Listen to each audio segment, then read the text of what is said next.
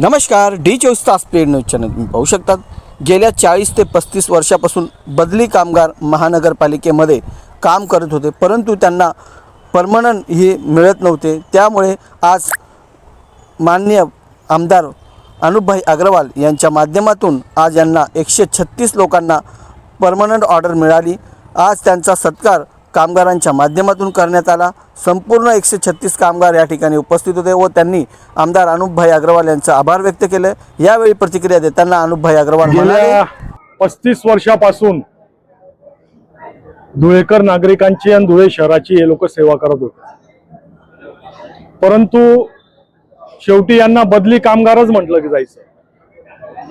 इतकं काम करून यांना कुठंच न्याय मिळत नव्हता आणि सर्व गोरगरीब घरातील सामान्य कुटुंबातील लोक आहेत। अशा वेळेला महापालिकेकडून ठराव करून आपण तो ठराव शासन दरबारी पाठवलेला होता, परंतु मध्यंतरी काही मिसअंडरस्टँडिंगमुळे ते प्रकरण फार काळ थांबून राहिलं।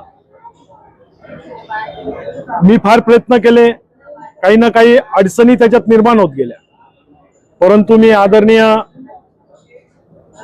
मुख्यमंत्री महोदय देवाभाऊ आणि उपमुख्यमंत्री महोदय शिंदे साहेब आणि सुमित्राताई म्हणजेच पूर्ण सरकारचं मनापासून आभार व्यक्त करतो।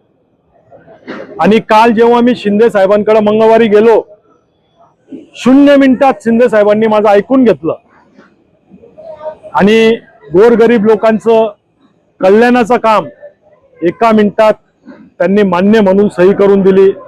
त्याबद्दल मी त्यांचंही मनापासून आभार व्यक्त करतो आणि ज्या ज्या लोकांनी यांच्यासाठी प्रयत्न केले त्यांचंही मी मनापासून आभार व्यक्त करतो।